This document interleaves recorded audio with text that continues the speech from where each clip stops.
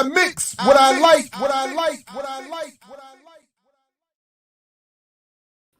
Hey, what's up, world? Welcome back again to another edition of I Mix What I Like Live. Again, I'm Jared Ball, your host. Please, of course, go to imixwhatilike.org and make sure you're subscribed there so you don't miss any of the work that I and my colleagues and comrades do across all forms of multimedia. And at I Mix What I Like, or at I Mix What I Like, rather, for all your social media. Please follow there. Please do get in the comments and chats now. Like, follow, subscribe, all of that good stuff.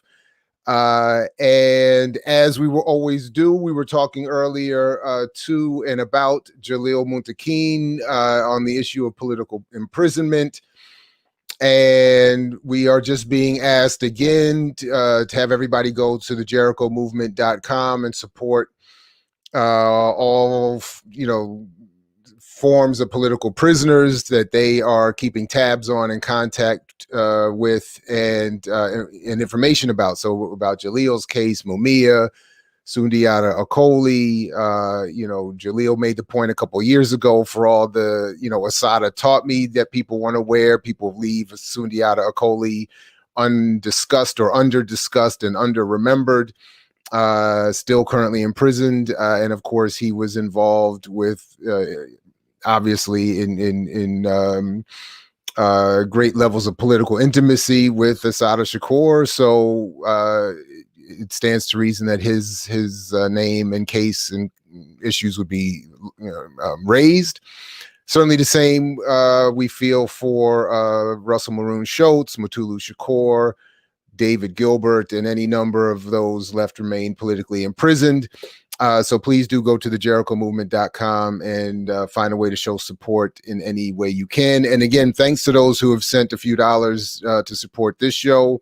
We, of course, are just transferring all of that to either Jericho Movement or something, probably just that, but some effort affiliated with that kind of work. So, but again, I appreciate that you all would consider doing that, especially in times like these. So.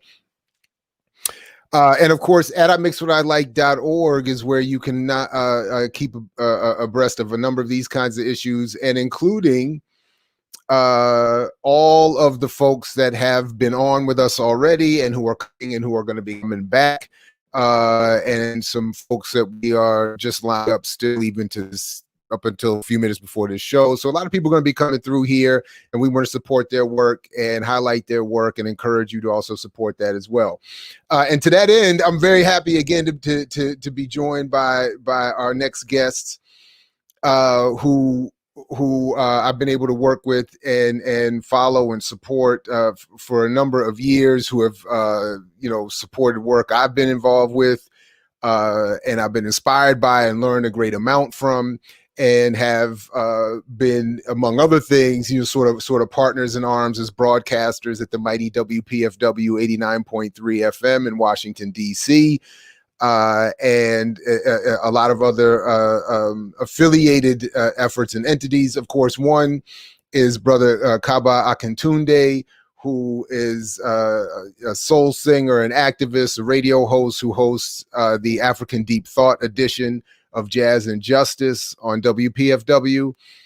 Brilliant singer, brilliant thinker, a wonderful brother, and just active, very, very involved in the African world activist community.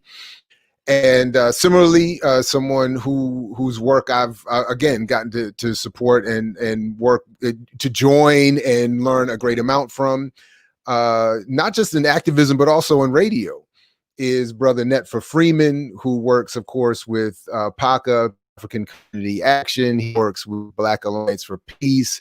And if anybody has been involved with any number of pan-Africanist politics, particularly in the Washington, D.C. area, but really around the world, because the brother travels and comments and writes for Black Agenda Report and elsewhere, they would have come across Netfa as well. So I'm very excited to have this. I want to welcome them both to the show here. Brothers, good afternoon, and welcome for this discussion of broadcasting Africa. Oh, brother, thank you for having me. Great to be on with Brother Kaba, sharing a platform that's We're not just running into each other at a program at WPFW. Yeah, definitely great to be here, brother. Always a pleasure. Long time listener, as people always say, long time listener, first time caller. First time caller. Well, I mean, there's a project. I haven't talked with either of you. I don't think I've talked with anybody outside of my own head about this, but there's a project that I've been wanting to work on for a number of years, which is related to the interviewing that I alone have done at WPFW over the years, and sort of reflecting on all of that work. But it reminds me also of all the others who have been at PFW as long or longer, or who have come or before or after, or not just at PFW, but who have done the kind of broadcasting in this country and around the world that I think in our own different ways, the three of us have been involved in. And that's sort of why I came up with the title and approach to our conversation, because I wanted to ask you all about your approaches to sort of broadcasting Africa.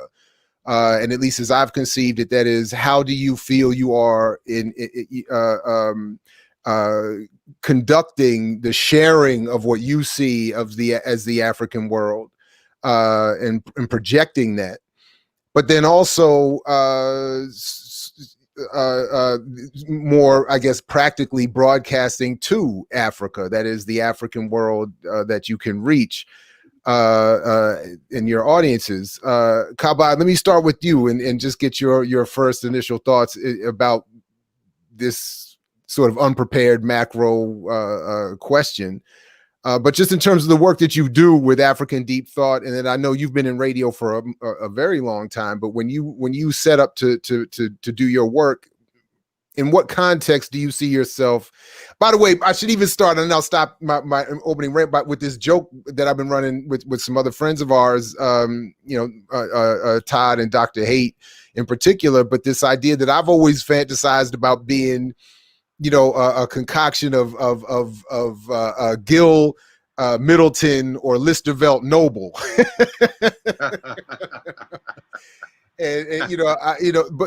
But Kaba, what do you think of all that? How do you respond? What do you think? Well, it's funny that you bring those names up, because those are two of my heroes. I actually went to school for broadcast journalism, so that's what I got my degree in. And initially, when I went to school, I was going to, I had, like you, I had, before going to school, undergrad, I was in the military, and that's where my consciousness was raised, in, of all places, ironically, in the military. So I had this idea that I was going to, and I had always wanted to go into broadcasting, even from a little boy. And so I had this idea, once I became politicized, that I was going to go to school, I was going to become a broadcaster, and I was going to change the system from the inside out. I was going to come in there and I was going to, tell the truth, and y'all are laughing right now because, of course, 21-year-old me at the time, but actually believed that was a possibility. But of course now, shoot, I was in my 40s still believing that. I was, how do you know about it? So of course, by the time I got to school and I saw how that was probably going to turn out, I left those dreams behind. Now, initially, I wanted to do television broadcast, and I had my professors were very, very supportive of me. They said, look, you could actually do some good stuff. You could actually, one of them even said, hey, look, you could be the next Peter Jennings. She just loved Peter Jennings, who was the network anchor for ABC at the time. And she was like, you have what it takes, you can make it, so on and so forth, but you can't go in there with all that radical black stuff. You can't, it's not going to work. You gotta play the game, and I was like, well, I don't want to play the game. That's the whole point. My whole point was to get into this thing to be, to tell the truth and not just go along with the program and just regurgitate the same old. So long story short, obviously that didn't work out, but along the way, I discovered radio, because I realized that a lot of my favorite broadcasters on television started out doing radio. So I was like, well, let me do radio. And then I fell in love with radio, because I realized it had a lot more autonomy. It was a lot more impactful. People listened more to what was said, as opposed to television, when you had all this slick produced stuff and all this B-roll and all these distractions and so forth. So that's how I really got into radio. And as far as broadcasting, my approach to broadcasting now, it's interesting, because I get to do the things that I really want to do that I can't do in spaces where I get paid. Because where I've tried to do something similar to what I'm doing now in spaces where I was getting paid, there was once I had an opportunity to do something, and it was very lightweight, but it was, somewhat impactful. It only lasted about 6 months before they pulled the plug.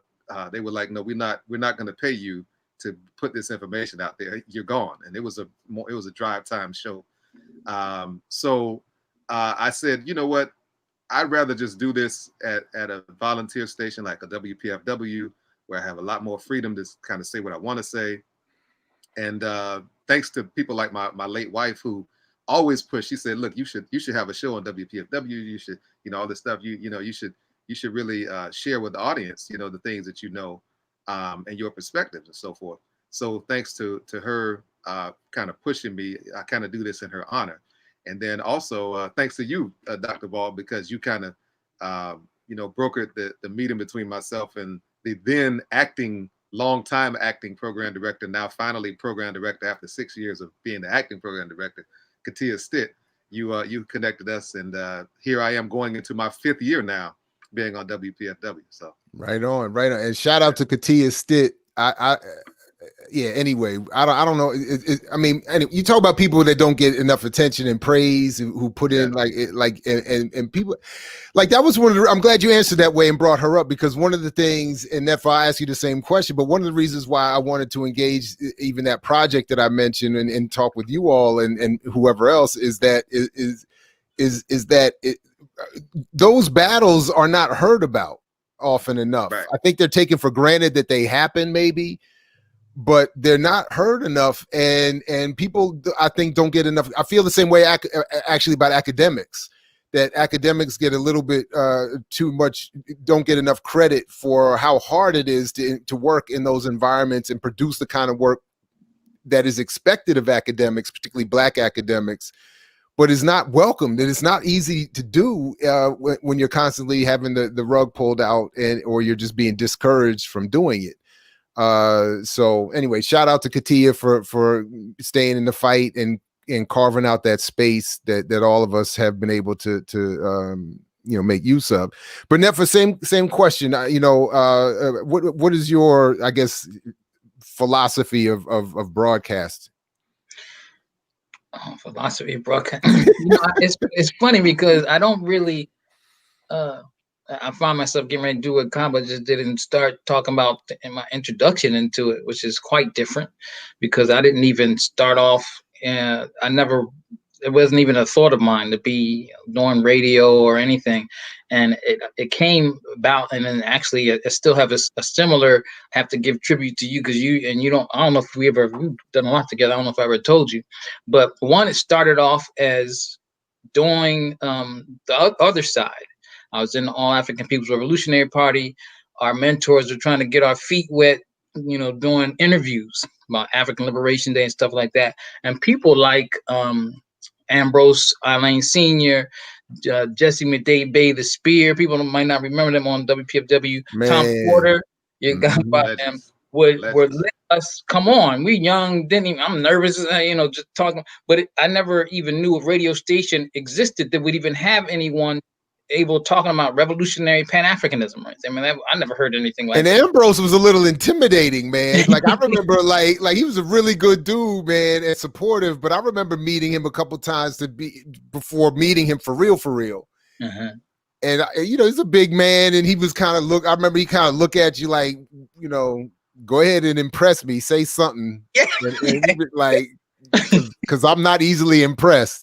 No, and he does homework. I mean, exactly. That's why. Radio. Yeah. They got papers, they reading stuff, they talking, and I'm like, wow, So, but that was the first introduction to it, getting a little those like things, and then being on the other side. And then it wasn't until years later that for the DC Radio Co-op. No, first I was helping produce behind the scenes of Africa Meets Africa, some show. I didn't know anything. It was basically doing research and figuring out topics. I'm already into activism and organizing in all African. That's pretty early for me. And so then I was doing that show behind the scenes. It was all about Africa. I think that show is like the predecessor to what's now Africa Now, and something else before then with Cici Manupe, who was also anyway. Then Reem came, Reem Kekuta, who was doing the DC Radio Co-op, and there was like a a community thing for training for people. And then she would just be covering stuff that I'd be at out in the field. I had my daughter with me, and it was easy because then she's letting her have the microphone and all stuff. She's telling me she's got talent. I'm thinking, what talent does it take to hold a microphone? Okay, she's a little small, but you should bring her to the training. And so anyway, she convinced me to start bringing her to these trainings. I wasn't thinking about being part of it. I'm just trying to bring her, right? And then she said, you should come. And she would cover things that I was involved in and then sometime broadcast them. And one time we created a piece. She got me to come. I was coming just to bring my daughter, Makeda. And then all of a sudden, I created this piece that was a collage of things that, some kind of activism thing, and then music and all this other kind of stuff. Now, also, I had met you. And this was a separate thing. You were doing the Voucher Union, the free mixtape thing. You were giving out the CDs, and I don't know what radio. Yeah, I remember where we met. I don't know if you do. Was at a party with Amaretta Morris. That was it. Yeah, I remember that party. That was what we gave me. Met. Yeah, and you gave me the thing. I had never heard anything like that. It was like this collage of different music and rap and interviews and audio, and I was like, wow. So it was kind of very similar to what Reem was doing. Only yours had the more. I was able to more culturally identify with how you did it than DC Co-op. But anyway, that got me into helping with the DC Radio Co-op, being on there, helping with Voices with Vision, and that's how it all started. This is like 2004 or actually earlier than that, 2003, maybe 4. And then it just mushroomed. Eventually, I was left with the radio show by myself, doing it by myself. I didn't, they just left me with it. And I almost didn't want to do it because it's a lot of responsibility coming and having something every week. Before it was easy. Reem, and she was the heavy. So if nothing happened, it was on her, right? Right. Whatever. Next thing you know, everybody's gone. I'm like, I got to come up, But I felt like I couldn't give it away. It felt like it was like at this point, I'm learning from even people like you about the importance of broadcast. It felt like it was giving away a piece of real estate. I'm just going to give it this hour until, even though I don't want to do it, it's likely to be filled with something that I'm not satisfied with. It's like, what can I do? So I just continue. There is a pressure with that, for real. Say again? I'm saying there's a pressure, or I used to feel a pressure with that with PFW, for real. Like there's a pressure to uphold a certain legacy. Yeah. Then to maintain that broadcast real estate, because it is, a highly contested space. And I remember over the years at PFW, people tried to will their shows to people. Like when they would die, they put the show in the will. Like, it's like, wow, it's serious. What do you know? If I go ahead. Sure. Because that just reminds me, the whole pressure, and it goes back to your first question. And for me, my philosophy basically is to give a voice to a worldview, African-centered worldview that doesn't always get a voice, even in progressive spaces. Very often there's for instance, a case in point, this last election, there were several points of view that I heard on commercial radio or Black talk radio that, of course, were not to my liking, and it was kind of like to push the whole "you got to vote blue no matter who" kind of thing. That's one thing. But then to hear that on WPFW, I heard that too much. In my opinion, I heard that too much even on that station. And so, I know that I represent a certain audience in Brother Netfa, because Brother Netfa would call in, or he would text me sometimes, and yeah, brother, you're on fire today, that kind of thing. because even as a person who's a fellow programmer, he knows, and I know, just knowing, because I feel the same way. We need to stand up and have a voice that's uncompromising, even in a space such as that. And so that's really what I represent, what I try to represent as well. And then when you hear people come to me all the time in the community, and they bring up names like Ambrose, you really holding up that Ambrose Lane, that spear, and that's even though I know that they mean that as a compliment, that's a lot of pressure. Because it's like, whoa, these they gave me his time slot. when he I remember passed, that. they put me in his timeline. Oh yeah, I remember that. And fellas, I'll tell you now, I don't mind saying it now. It did not go well. It did not go well. His audience didn't like me. They didn't think I had earned that spot. They didn't like what I was doing with it. Wow. And I'm not mad at him because we were not the same. I tried to respect and honor him, but we were not the same. And if he was your, you know, your perfect ideal, then I could understand, especially then when I really didn't even, you know, I barely knew what I was doing broadcasting anyway, how to run the board and all of that. So it wasn't smooth just on a production level. Did a good job for me, but maybe it's a generational thing. No, I think more so. I don't know, man, but the point is that it was just a lot of pressure. But Kaba, that reminds me of what I wanted to ask you all about are some of your more memorable interviews or moments over the years, because as you were just talking, one of mine came to my mind, which was after the CMOTAP Great Debate in 2008 over is Obama good for black people. And I had gone and recorded the whole thing. I sat up in that little stairs for Thank you. Yeah, well, that's gold. It's gold to the I knew it then. I knew. I drove up there. It was like, I mean, I had to, you know how it is. You got to get a little pushy and say, I need to plug into the thing. I need to get that audio from the feed. I can't just be out here like this is good. I need this. Like I know what this is about to be. But what happened after that was I remember playing one morning Mama Marimba Ani's comments, which were among the more critical, saying Obama's not for us. And a sister called, man, and off air, I've never been spoken to this way in my life, maybe. And her point was, you are destroying black people by playing this speech at a time like this. How dare you play this anti-Obama speech? She said, even I'm taking my daughter to school and trying to inspire her, and you're playing it.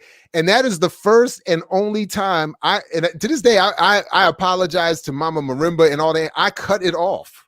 I turned it off. Like that call was one of maybe a dozen.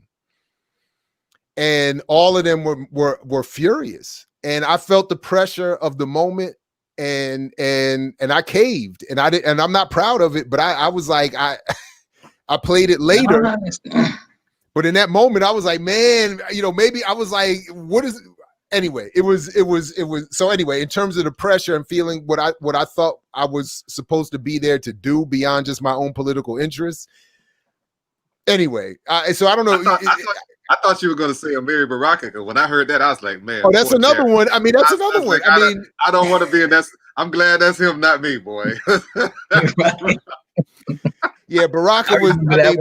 It was Amiri Baraka and Tom Porter, right? Yeah, Baraka and Tom Porter and me and Rosa Clemente had come on. That's right. And he was not happy that we were, talking about supporting Cynthia McKinney, and he was like, I mean, he went off. I mean, and it was. I remember I made one feeble attempt to be like, well, didn't Du Bois say he wasn't voting anymore? And Baraka went into this whole thing about this is not the same time. It's a different context because you don't understand. And he went into this whole thing about what I don't understand. I was like, man, I can't even. I'm sorry. But anyway, do you all have even more positive memories? like signature moments in your broadcasting careers? I mean, I got. You've done a lot, man. Signature. Now that's a tough one. Well, I mean, you can pick a list. I mean, I know I'm putting. There's a signature. I mean, a few. Go ahead. Are you about to? Well, I was going to say this is way before. Oh, go ahead, brother. Go ahead.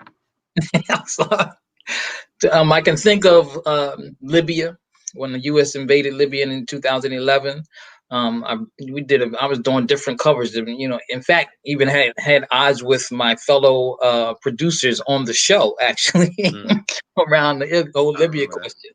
And this is a while back, and so I had, and then it was a few things. One was we were doing other coverage, but we were talking about one how messed up the United States can't do anything, no matter what you think about Gaddafi. He's just a no, the United States can't bring anything good to that situation.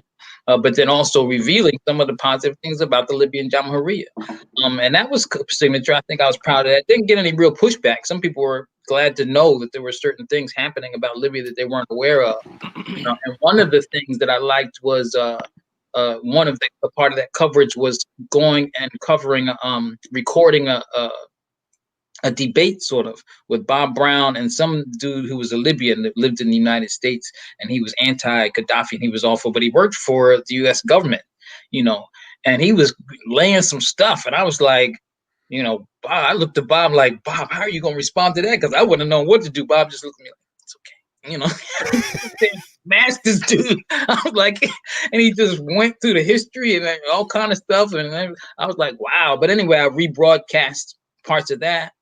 I mean, there's so many things. I know some of the things. A lot with political prisoners. You've been all over Latin America. I mean, you've done a lot of stuff, man. Yeah, the Cuba stuff, Cuba and Venezuela. So yeah, I mean, it's hard to say signature stuff, but I do like to think that to try to bring the internationalism of the radical Black tradition, the fact that we are internationalists as well as pan-Africanists, and I try to bring that into the show. And just have had a lot of good shows, I think. And the best ones are when we can bring in audio from something, that it's not just the interview, but some of the interviews are good too, when we can really bring in audio straight from someplace. But yeah, it's a little bit too much for me to think of more. Okay, now I was just curious if you had any moments, Kaba, you got any moments that come to mind Yeah. Way before WPFW. This is in 1997. I was doing a radio program on a small station in Virginia, and I interviewed Dr. Khalid Abdul Muhammad. Oh wow! And it was a very, he was in studio. We had spent some time with Dr. Khalid, that weekend, just in the community and just kind of watching him work and seeing how he worked with the people. And one of the things that really struck me about Dr. Khalid Muhammad, was, everybody knows him from the stage, and you saw the fire and all of that. But one-on-one, he was a very quiet, humble person, very loving. You could tell like he really loved Black people, like for real, like all of that. Some people get up there and they perform. They're posturing. We see a lot of that. And so you kind of see that. And we know several examples of people calling themselves this or that title, and I'm this or that and all that. So it was definitely not that. This brother really had a real deep love for Black people, and I saw that straight up. We went fishing, for instance, like what they call in the nation, where we go and talk to brothers and sisters on the street. And right. Sorry, I thought you meant literally fishing. I was trying to picture you and Khalid Muhammad on a canoe with fishing.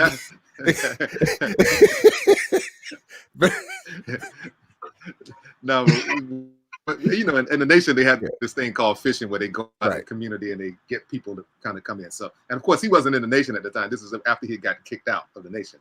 If you recall, he was kicked out in 1993. So this is 1997, and this is right after Tupac had gotten killed, had died. This was like that week after Tupac had died. So, and he knew Tupac, and he was talking about his time getting to know Tupac and so on and so forth. But just spending time with him, I just really got a chance to see who he was as a person. And it just kind of changed me, because it was like we would interact, with white people. Like he would open the door for white women. He's like, no, we open the door for all women, brother. It's not just, he's like, the revolution's not going to be won if just being rude to white folks. That's not, and that was like a shock to me, because I was thinking like, oh my God, we got to be nasty to white folks all the time. We got to call them crackers and all the time, this and that. And he wasn't like that at all. Like he was just, so I just learned a lot. And then it helped me to kind of break that performative aspect of pan-Africanism and just be human and just be more realistic and so forth. So that was one thing. But the interview was crazy. It ended up getting me suspended because he had this very memorable exchange with this white woman. As a matter of fact, I still have it, and I've been threatening for years to put it up online. And I guess I'll probably do that. Now you know what's about to happen, right? Yeah, so I got to put a change.org petition campaign. Release the tapes. Release the tapes. I've been holding on to it for 23 years. Wow. So I still have it. It's still a good. As a matter of fact, it's digitized, so it's saved for posterity. So I got it. That sounds like And, a fundraising event right there. Yeah. Call Katia. So I'm gonna put that out there right now. Katia! Freedom of speech. Release the tapes. Yeah. So that's probably the most memorable of all time. No. Wait. There it is. See. Put it up. Shout out to Sister Ellie. Put it out. Put it out. Yeah. No, by the way, it's funny that you tell that story. One of the first times I remember hanging out with my older brother who's in the nation in a social setting, I was expecting the same thing. I was like, oh, I think we were going to some like I don't know, corner store, and I was like, oh, I was walking, I felt all, walking behind him and his whole crew, and I was like, it's about to be on. It's about payback, and I was like, get him, and everybody was just like, no, good morning. Hold the door. Good afternoon. I was like, what? Where's all the crackers and devils? I was like, somebody got to get something out here today. But no, it's very interesting. So I appreciate that.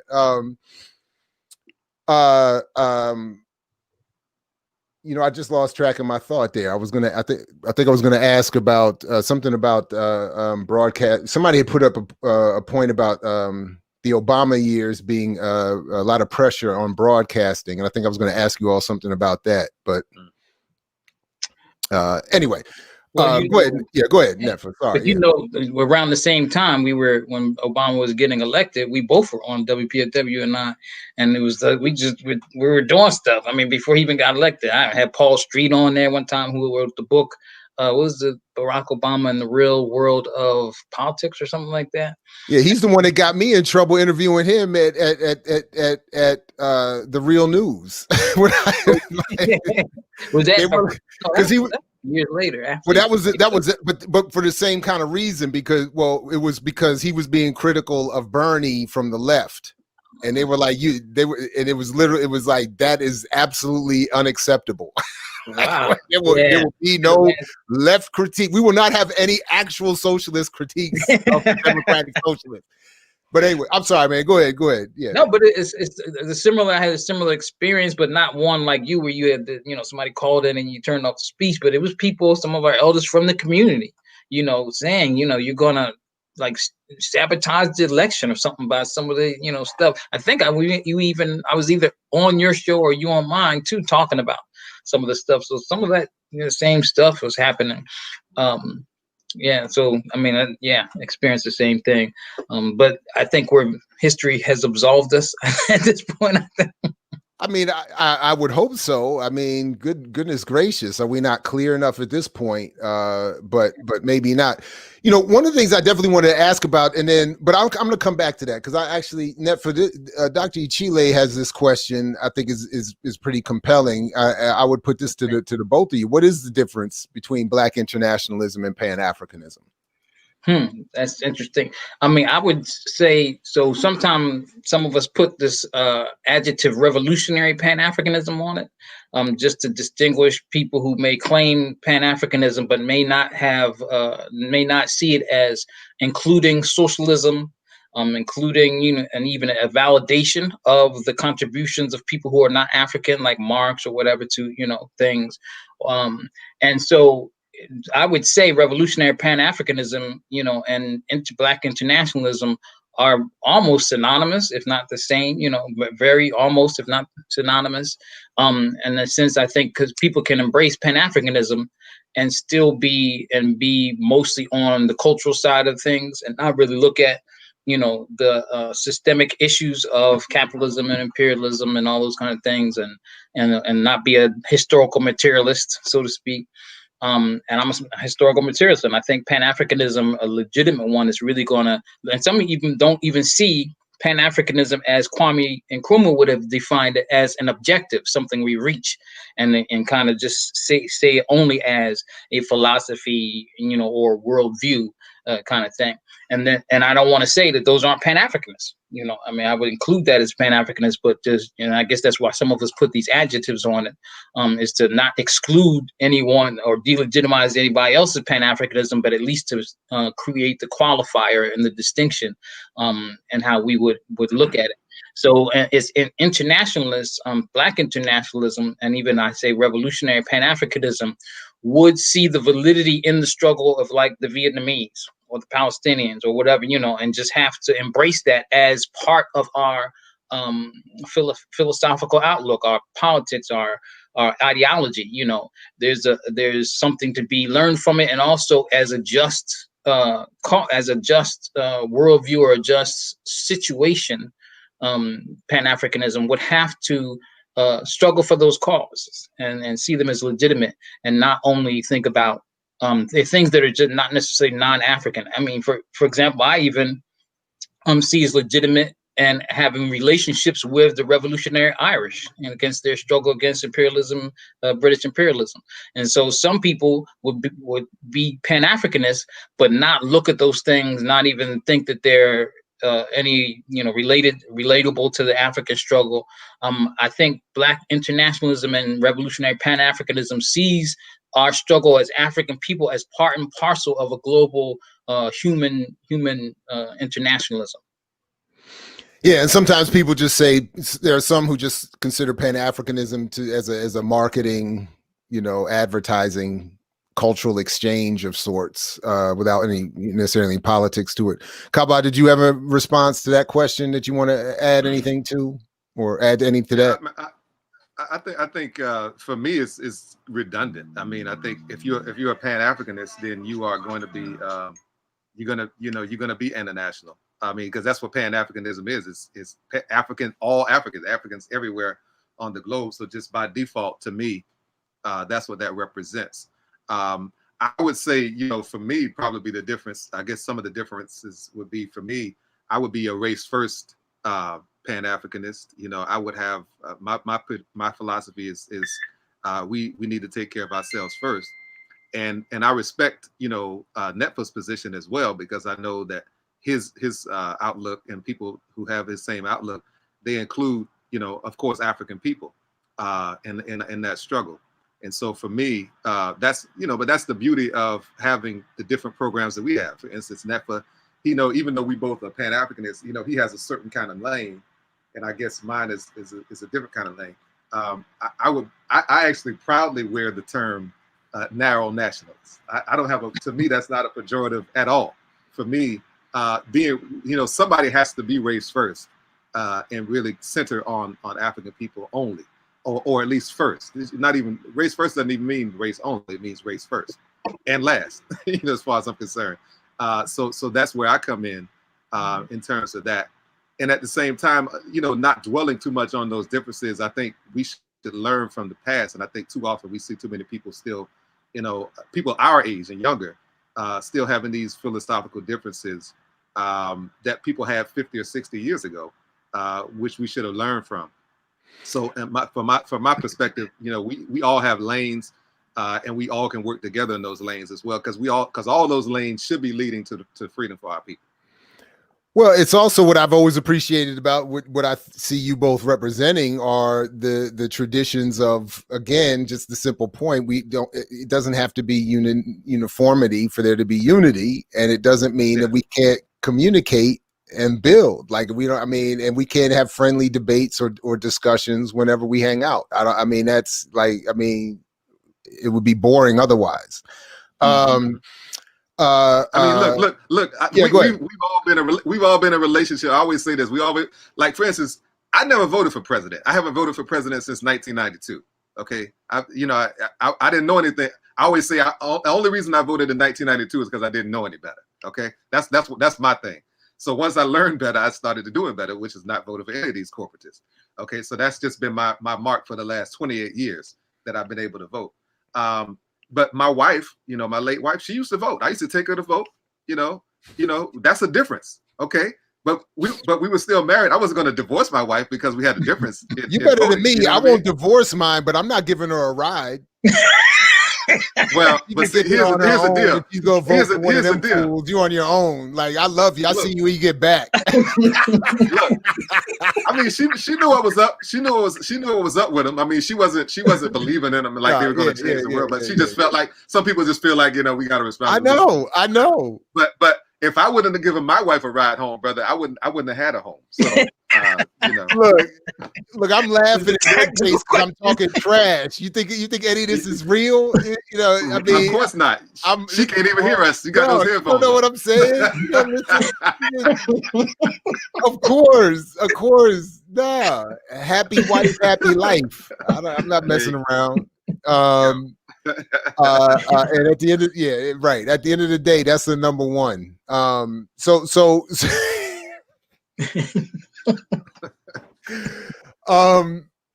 this is what I like to, when we could laugh, like this is what reminds me of hanging with you and Todd and Dr. Haight. And it's also similar how I see you kicking it with brothers Kamal and Kalanji.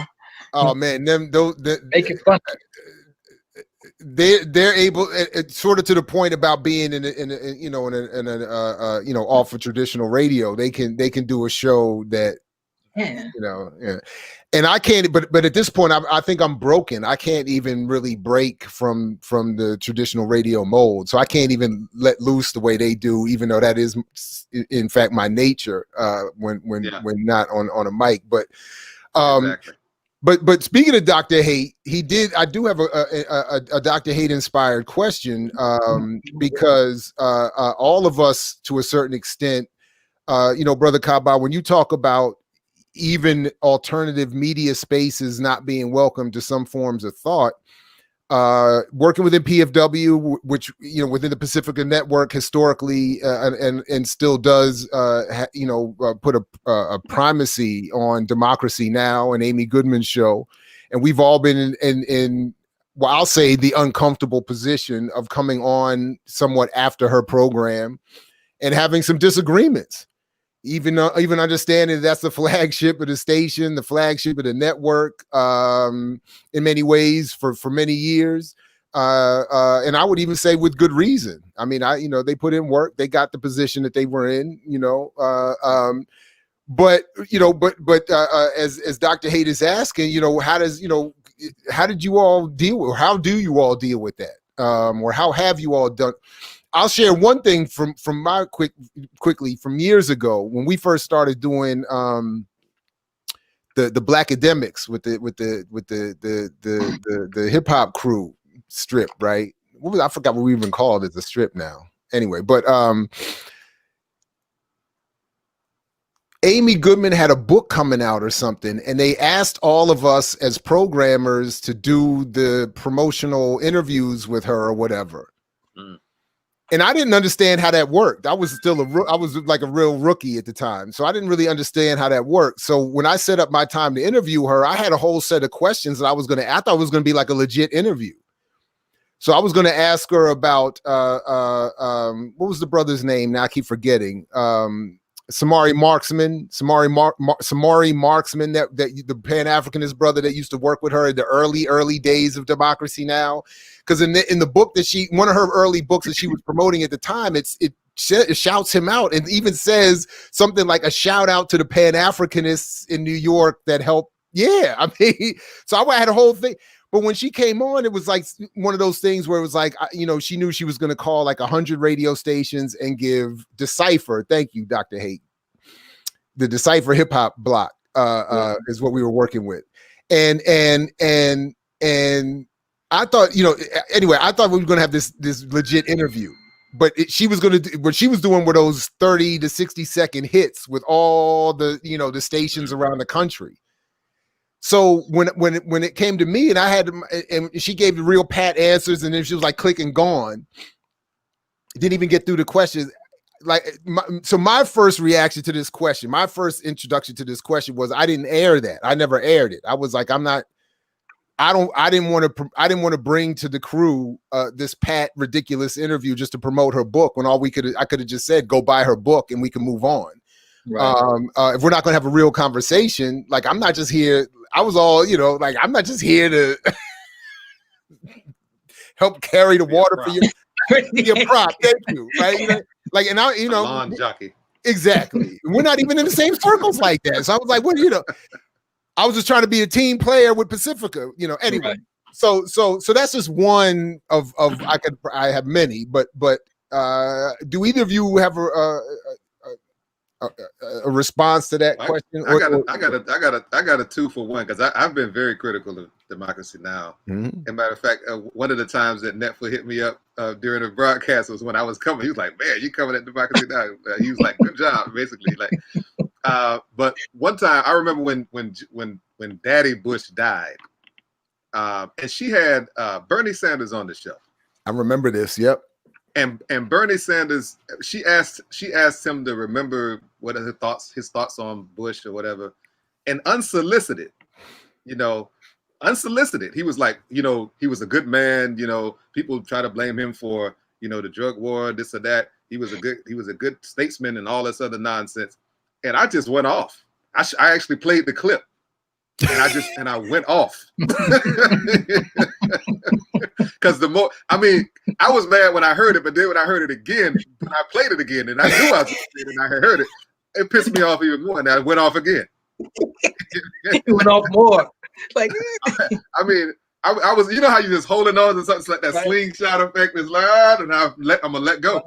I gotta let it go. The other thing is that you probably heard something you didn't hear the first time too. You're more angry. Yeah. Oh man. So that was, and I was kind of waiting for some pushback or whatever, and I didn't really get any from management. There were a few people that called and who were like, some people that called and who were like, you taking on Amy Goodman, you taking on Bernie Sanders and this and that. But I'm like, look, they're not, they're not above criticism and critique. So that was definitely one that stuck out for me as far as Democracy Now! Is concerned. Yeah. I mean, it's moments like that too. Maybe the difference between that moment and what you described, Jared, and the ones that I have, and what you described is that it was and I don't know if I might have been in this position where we're promoting something that's supposed to help the station, is supposed to promote this person in a book. The scenario that Kaba just described and one that I have is when she's broadcasting something that's whack, and we respond to that specific thing, which we should have a right to do. So it's kind of hard to say something about if we have something legitimate about what somebody says. But, just like all of us, we kind of don't know when it crosses the line, And so, I've heard a lot of things that I have issues with, but the first time we really did something was a piece that they did on Syria. And they're very, when it comes to imperialism, they just don't have they will push some State Department type stuff in a minute, really, when it's around a country that's in the crosshairs of imperialism. Other things they can be okay on international, but when a country's in the crosshairs of imperialism, in terms of a country they want to overthrow, regime change, they sort of accept some of that crap sometimes, And so, and then they broadcasted, they had a thing on a report the Human Rights Watch did on Syria, about some prison, some alleged thing. And it had all these holes in it, right? And so Margaret Kimberly wrote an article exposing the fallacies in this whole thing. And then somebody else did some stuff, showing that this report was bogus and based on nothing.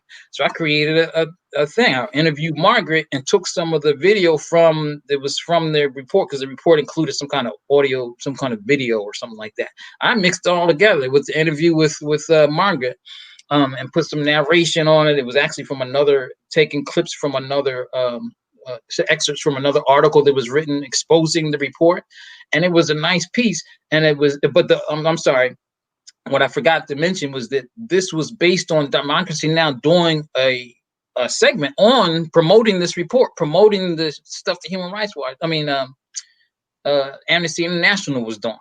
And so we did this thing, and I used clips from Democracy Now!, in it, right? Did a whole prepackaged piece, and I was ready. I didn't know what was going to happen.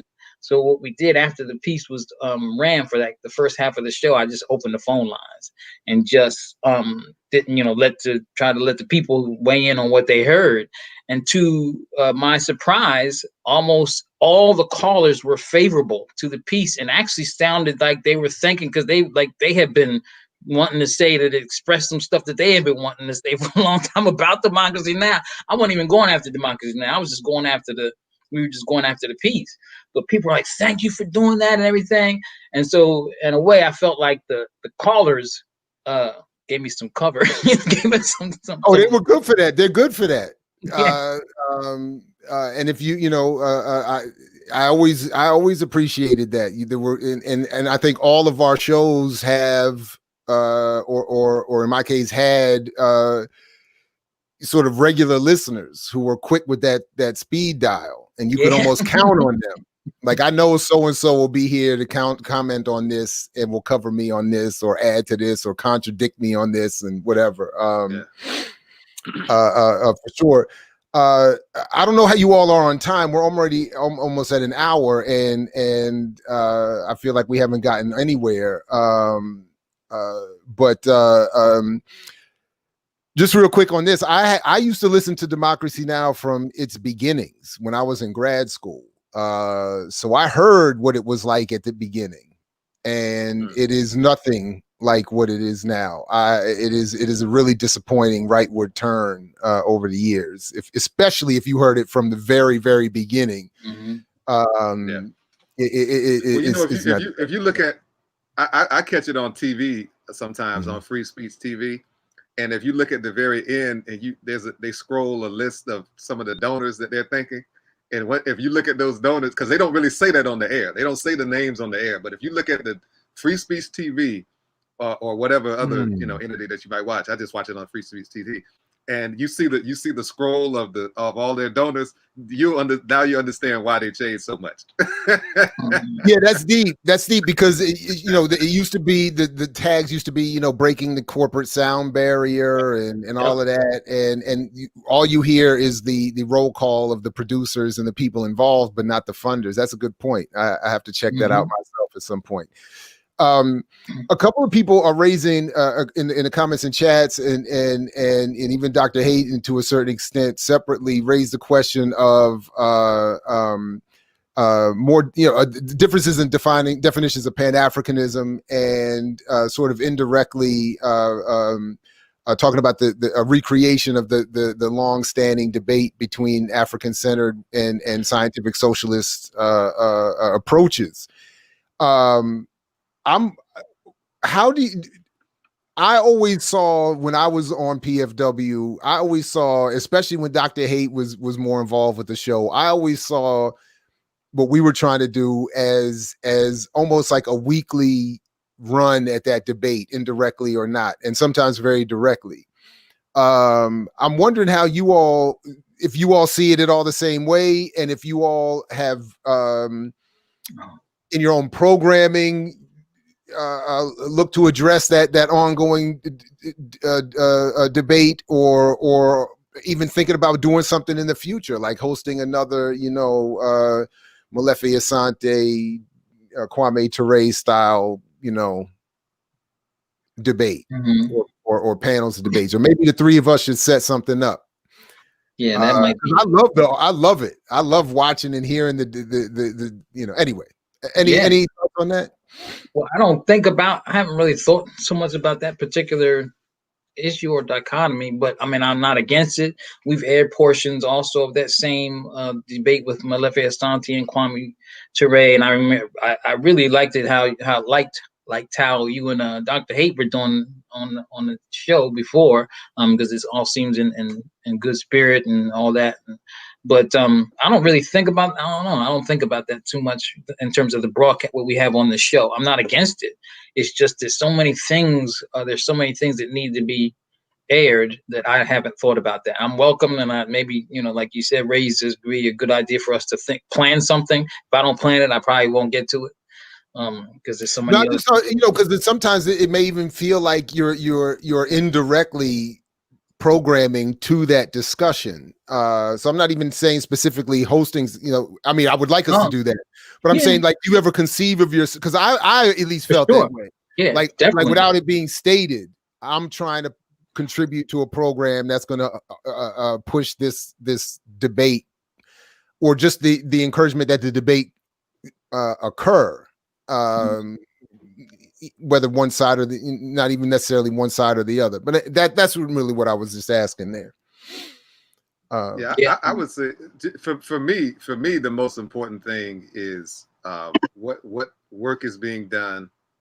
You know, are we moving towards freedom and justice for our people ultimately? You know, I see Brother Netfa. You know, he's an internationalist. He's a pan-Africanist. He's doing good work. You know, he's doing substantive work.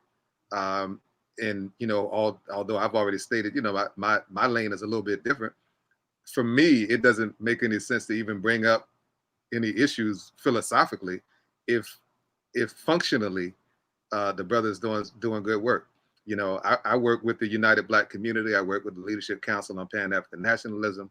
I have been for several years. I don't really put that out there too much, but you know, it's this work that we do in order to just bring us closer to our goal of freedom and justice for our people all over the planet. So, you know, I guess maybe, you know, if we just want to host a debate or have a debate on it, I mean, that's fine. But in my experience, for the most part, most of those debates end up just with animosity. Now, I like the way that you and Dr. Haight did it.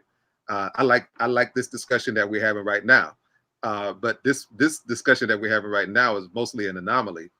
In most instances, when people have these debates, especially in the Twitter sphere.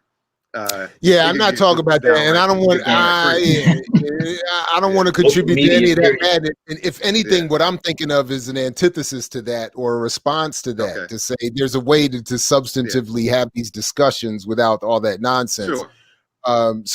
Anyway, when I think about it, that's what I'm thinking. I'm saying this would be a demonstration of you know, if you're serious, then you can't just be on Twitter screaming at somebody. You know, I posted even earlier today, you know, an interview we'd done with that Dr. Haight set up with Sister Morgan Maxwell on research she had done showing the negative impact of social media experiences on Black people, women in particular, that is both physical and psychological, just through all the exposure to hostility and racism. And it just occurred to me that a lot of Black people are participating in this with all the outrageous animosity shown towards one another, just over these kinds of disagreements. It's not even like somebody actually did something to somebody. They just said, I have a different take on this author than you. And then they're all of a sudden being just attacked like an actual enemy. And I'm saying, so you're all participating in this madness and making, you know, physically and psychologically depressing Black people that you claim to be, you know, struggling for. So that's at least, you know, I saw this question here. Anyway, if you feel free to respond to anything I just said, obviously, but this question here. Well, I'll take that one. Sure. You know, one of the things I think some people misunderstand about race first is they think, like, for instance, like those people who they use. I think they use examples like, for instance, Obama.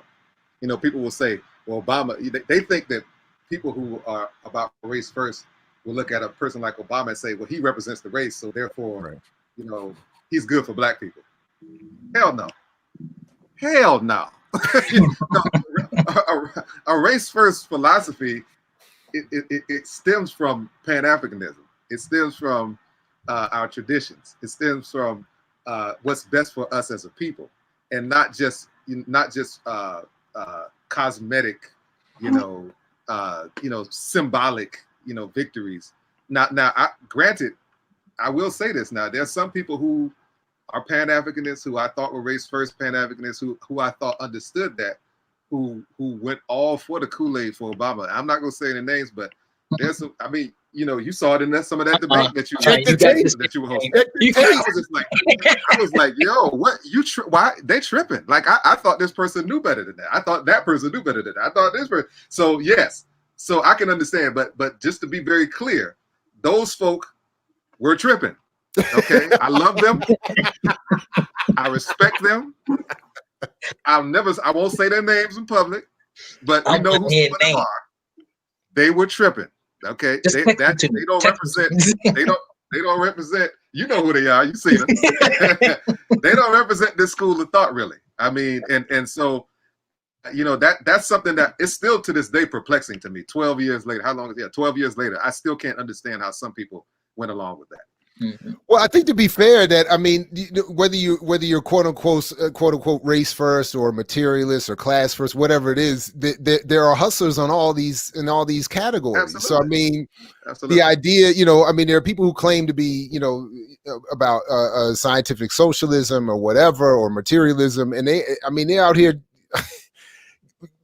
getting whatever version of getting the check is, or getting that bag, as the young people say today. Like, I mean, they're doing the same thing, writing the same nonsense, taking the same, or doing the same kind of thing where they'll say, they'll bend their Marxist analysis to tell us that we have to support Obama.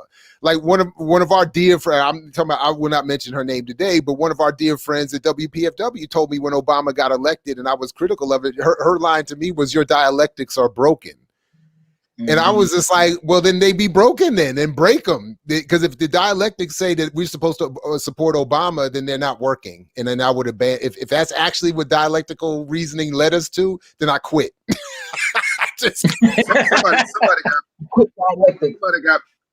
somebody got mad at me. Somebody got mad at me and was like saying, why are you always trashing our leaders? Why are you always? And I'm like, first of all, these people are not our leaders. These people were given to us by other people. These people were given to us by white supremacists. These people were given to us by the system, not ours. For instance, am I still there? Yeah, you're here. Am I still there? You're here. I hear you. Am I still there? Yeah. Okay. You're here. Yeah. For instance, I used to work at Caribou Bookstore, right? And I tell this story on. Because I'm seeing myself go in and out. Yeah. You broke up there. You froze in there for a second. We hear you. Yep. Okay. Yep. All right. See, it must be Obama and them trying to get me. I'm saying the national security state.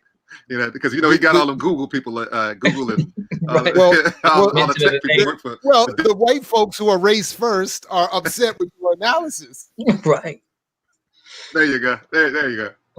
but anyway, I used to work at Caribou Bookstore. And in 2000, I think it was early 2000s, we had a book called Dreams from Our Father, first edition, hardcover. Okay. It was a remainder. What does that mean? We got it from these were surplus books that nobody bought. Nobody bought the book. Nobody was into it. Nobody was interested. I think it came out in 2002, 2003. Nobody was into it. Okay. So the publishing company say, okay, we're gonna sell these at a deep discount. We were selling first edition hardcover copies of Dreams from Our Father by Barack Hussein Obama for $8. Started off selling them for $8. Nobody bought the book. So then we dropped the price down to $6. Wow. Nobody bought the book. Then all of a sudden the 2004 Democratic Convention happens. And I kid you not, I BS you not, the very next day, had to reorder. They bought all of the books, and it was a steal for $6. So what am I saying? This is somebody that we did not know. This is somebody that people, even in Chicago, who is this funny looking nigga? Who is this dude? We don't even know who this dude is. Got bum rushed in the election by Bobby Rush in 2000. Nobody even knew who he was. Nobody voted for him. But yet, once the establishment, the white power establishment, told you that this guy is somebody that you need to vote for, this is somebody that you need to support and back, all of a sudden he became your leader. So again, he was not our leader. He was given to us by those in power. And that's the point. And I always go back to that point about that book, because yes, and somebody put in the comments, yeah, it was only $6. First edition, hardcover. It was the white book. It was a little white book. It was smaller than it was when they reissued it. So that's a story right there that just encapsulates how power works and how they basically, in marketing, and you always talk about, Jared, how Advertising Age, called his 2008 campaign, the campaign of the year, the advertising campaign of the year. That's a prime example of it. And so that's something that we have to keep in mind in situations like this when we're evaluating, quote unquote, our leadership. Right. So I have thoughts on that question. I can't remember how it was phrased about the people like Obama and all them, and but it made me think about the question of the intersections around race, class, and other things, and that we often think of these things in a very siloed way. There's either there's a race analysis and then there's a class analysis over here, and never really look about the intersections of them. And that's very important for us how to avoid. That was the question. I just yeah. wanted you to see So it phrased, how we avoid it is, I mean, I really believe that we have to establish a sort of collective consciousness among some people. We do that by organizing around political education, and that collective consciousness has to take into consideration the intersections between race and class. So when we do that, and the class interests being upheld, who's serving the purpose of the system that's oppressing us, then we can be very clear. We won't be duped by any Obama or anybody else, the Oprahs and all them kind of stuff. And we'll see clearly that, we'll see clearly that they are representing interests that are adverse to us, and that they're only, and all the propping themselves, all the propping up done of them and them of themselves is really only for them or for the system that's oppressing us. It also goes back to Dr. Echele's question about the difference. One thing I left out in terms of response about Black internationalism and pan-Africanism and all that is that it should include a class analysis. I mean, and we know about Kwame Nkrumah's book, Class Struggle in Africa, and so many writings, Kwame Ture's book with Charles V. Hamilton, all that about, Black power and those kind of things. When we include the class analysis and we're studying about it and figuring out how the class aspect and capitalism impacts our situation, then we won't be duped by them being able to put anyone from us. In fact, like what Brother Kaba said, they put people in front. They're not people who emerge out of the, and are fortified out of the struggle of the people that we chose to be representing us, or to be our leaders, or can speak for us. And so that's what we have. And so things have to be masked, and they have to be see through personality, the cult of personality and all that kind of stuff. So as we unfortunately have to start turning to wrapping up, what do you have on your horizons coming up on your programs, or programming you would like to develop that you think you're working on, or would just like to see all of us do more programming around? Any? Well, you get ready to expose my my lack of plan when I do my show. But I mean, my show's really what I try to draw on is that organizing and activism. So sometimes things come up and there's no dearth of things to be able to come up. But often it's really, I'm not putting that much. I hate to say it. It's not. You work quickly on the fly, because I don't want anybody to misinterpret. If anybody's watching this who hasn't heard the show, I don't want them to misinterpret that you're not putting in work or effort. No, you just move quickly. That's what I'm saying. I just want to be clear. You move quickly. They're not always planned out. You know, a lot of stuff is happening. I'm involved in a lot of things, and often that stuff lends to good content, and I can just kind of pluck and say, let's do this. So. Yeah, I don't know what to say right now. Yeah. Well, I know you do a lot of work around Africa, Africa Command and AFRICOM and stuff like that. So I know that's one thing I'm trying, not so much as a New Year's resolution, but just something in general I'm trying to pay more attention to, because it's so big and deep, and yet somehow under discussed. I mean, it's crazy. Yeah. Anyway, sorry, Kaba. Yeah.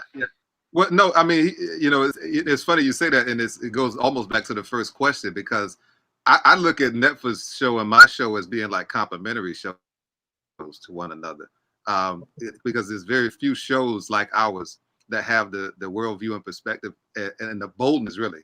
I mean, the tagline for Netfa's show is, not for the politically faint of heart, and I would like to think that I also live by that as well. So a lot of times I listen to what Netfa does, and I kind of see that they have a kind of a lane. Africa Now has a lane as well that they kind of go into. So I don't want to overlap. So a lot of the things I do will also kind of cover some of the things that they cover, but also kind of on a philosophical level. And then I also try to get folks in there who are doing things in the community as well, different programs that are coming up in the community. So a lot of times that comes up at the last minute. As you know, people will come at you at the last minute, talk about this or that, and that's part of, I always leave a space for that. Even if I do have a planned show, I always leave, some time, because I know at some point at the 11th hour, 11:59 and 59 seconds, somebody's going to ask for some time, which is it comes with the program, because it's a community show and it represents community radio. And I put together different elements of certain things that I know I'm probably going to use. I may not necessarily plan to use it on a certain particular day, but then, at a certain time, I was like, okay, this is a good time to use that particular clip. For instance, this isn't, I kind of knew I was going to use this. Like recently I covered the Joe Biden, the meeting that he had with all those black leaders. Oh, wow. Right. Where he basically was just talking to them like the Colonel. I call him the Colonel. He's Colonel Joe. All he needs is one of them Kentucky Fried Chicken Colonel Sanders outfits with the little black tie on, the little white suit on. As this Colonel Joe, he was just talking. All he did was shave. That's all he did was shave. I was embarrassed for them, man. I was so embarrassed for them. I was like, my God, you sit there and let this cracker talk to you like any kind of way, just talking to you, just I just couldn't take it. I couldn't. But that's the price you got to pay to be a Negro misleader. To you got to get them checks coming. You got to be able to take it. So that's something I couldn't do. That's why I couldn't do the network news thing. The black misleader journalist class started reporting it as a problem of people leaking audio. That's right. I'm sitting there like, what? You wasn't supposed to hear that. You're supposed to be leaking the audio. You're supposed to be right. But I think, to Kaba, to your point, we stick, boss. Well, but I think to your point, it was almost a defense of, I don't want to be exposed, and I don't want my friends to be exposed as being so, punked, soft. Yeah. Soup sandwiches. I was thinking about Old Navy. Is this your king? Is this your king? That's right. Is this your king? That's it.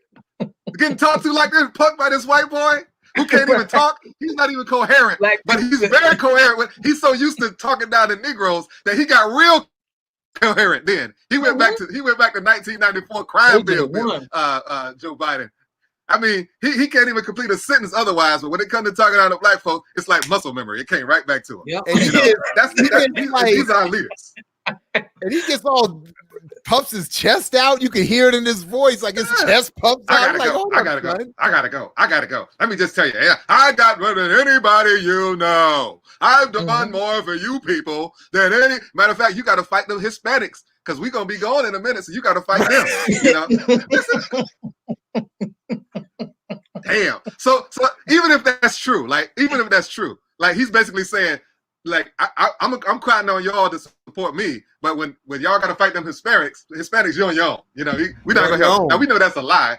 We know that that they're the same boat as us. But I mean, just right. I mean, when it comes to it, but again, it just shows you the gatekeepers.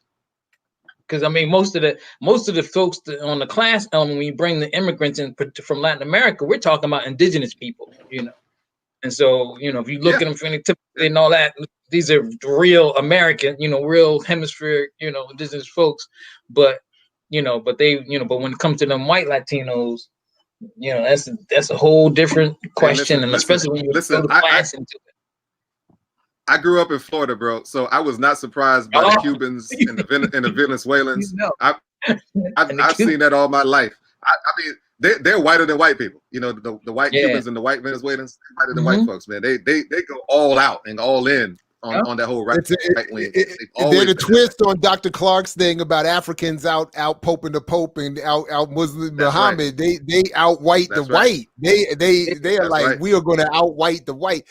Hey, shout out, appreciate the super chat, and we are collecting. We'll send this to the Jericho movement too, but appreciate this. Do you all have any quick thoughts on this question about Pan-Africanists who are promoting back to Africa to make money, who are either re-Africanizing or building with local people? I'm not sure if did I read that right? Well, Why do you think? I can. Or why? I'll, why do you? Or what do you think of? What do you think of? Yeah. Well, I would say that, you know, that of course you're gonna, like Jared said before, you're gonna always have opportunities, unfortunately, under all banners. Now, I do know some Pan-Africanists who are actually doing great work in Africa and are building bridges between here and there. As a matter of fact, United Black Community, every year we do a forum in February, I believe. It's called At Home in Africa, and we highlight several folks who are doing work in Africa and building bridges between here and there for our people. So there are people doing the good work. Unfortunately, you know, the people who are doing the worst work, the bad work, tend to be the loudest and tend to get the most attention and tend to have the biggest spotlight. But we focus on the people who are doing good work, you know, on the continent. For instance, Brother Diallo Sunbury is a person who's doing great work there. Brother Heru Afori-Atta is another good person. Poet Heru Speaks, who did a poem back in the day. Barack Obama is September Severus. September Severus. That's right. And that was another one. I got yelled at for playing that. Yeah. so we have people doing work. You know, they're just not getting as much attention as some of those other scoundrels out there. Right. Hey, yeah, go ahead, Netfa. Go ahead. I mean, I don't really have much to add to it. I agree with that. And just some of us accept it. It's kind of linked to even the work you've done around some people thinking business and Black capitalism and controlling our dollars. And I think there's a Pan-African spin to it. You know, go to the continent and make some money and take advantage of opportunities. And by virtue of you doing that, you'll be lifting up everybody. And so, I mean, I think there's some that just come with that, you know. But I think, yeah. So the crew was forming virtually. So my last question does come from Dr. Haight specifically, which is a good one to end on. What are, for each of you, what is your dream interview that has not happened yet? What's your bucket list interview? Does it have somebody alive? Yeah, they got to be alive now because you're here. We can't. It's got to be something that could still happen. Yeah, who? Because I think about that all the time. I don't know. It's a tough one to come up with. One of them isn't really a political one, but so I don't know if this would be for me actual top one. But I still want to have an interview with Pharaoh Monch, who is still my favorite rapper. And once I thought it was about to happen, but we haven't been able to get. I would still like to he would be one, but I feel like there's a no disrespect to him, but I feel like there's maybe some, you know, something a little more. I don't know, maybe like I've never interviewed like I haven't had he hasn't been cleared from embargo yet, as far as I'm aware. I haven't interviewed Jaleel Muntakeen since he's been out. That would be up there for me. I would say for me, Assata Shakur. I would love to talk. You know, I have a story. Actually, I don't want to give. I was gonna say. Yeah. Well, I know some people. I'm not gonna say who. I don't know who, but when I first went to Cuba in '93, I actually participated in an interview with her. It was on video. I don't know what happened to the dudes, but I was just tagging along. And they had a crew, you know, one had a camera, it was two people, and they allowed me to participate as one of the interviewers of her when she was there. We met her, and I met Sada a couple times going to Cuba. And then I don't know what they did with that. And I wanted to get it. This was years back, this is 93. And they were claiming they were making a documentary, and I lost touch with them, and I never, you know, saw what happened to that. But she's deep. She's real deep, you know. But that would be one. That would be a really good one. But I also broaden my horizon. I thought of Wise Intelligent, because we often use music on him. And I actually ran into him at one of the Left Forum thing and asked for him, and then, you know, asked for an interview when he was on the way going somewhere else. Wait, Wise Intelligent was at the Left Forum? Yeah. This was a few years ago. Yeah. Him and somebody, I don't know who he's with. That's wild. Yeah, I don't know. I mean, he's why? Because honestly, I would have thought he's too race first for the Left Forum. I would have thought he's too black for the Left Forum, and he's too you know, quote unquote. Well, in the non-Kaaba definition of narrow nationalist for the Left Forum. And he said, okay, but I was passing. He didn't know who I was and nothing. And I never was able to track him down to actually do that. But, you know. Yeah, he'd be on my list too, man. Actually, that's a good one. And in fact, I've tried reached out to him. Yeah, go ahead, Kappa. Yeah. No, I was going to say, you know, my introduction into consciousness, I was actually a 5%er. Imagine a 5%er in the Army. Imagine that. But that was me. I thought I had it rough in the Navy. That must have been crazy with it being that. Yeah, But one of my favorite influences back then was definitely Poor Righteous Teachers, man, and Wise Intelligent, man, and just, I mean, and unlike some people that try to do some positive music and it's kind of corny, I mean, the dude he got skills. I mean, like. He's vicious, and there's no corniness there, and there's no lack of skills on the mic either. That dude is an underrated. Man. Just never mind politics. As a rhymer, he's underrated. And that I don't know if he put anything out since then, but that Black Klansman album Blue Klux Klan was. Yeah, I think. I don't think he has, but I don't know. But that's, I mean, right now it's appropriate for right now.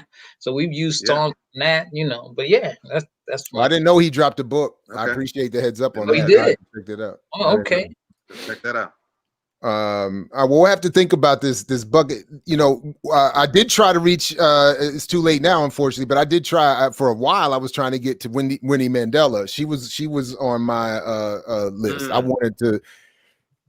And remember a couple of years ago, she made some tour through Alabama. She was like in Alabama briefly or something, or something throughout the South. And I was like, I was on everybody, like, and I couldn't get it.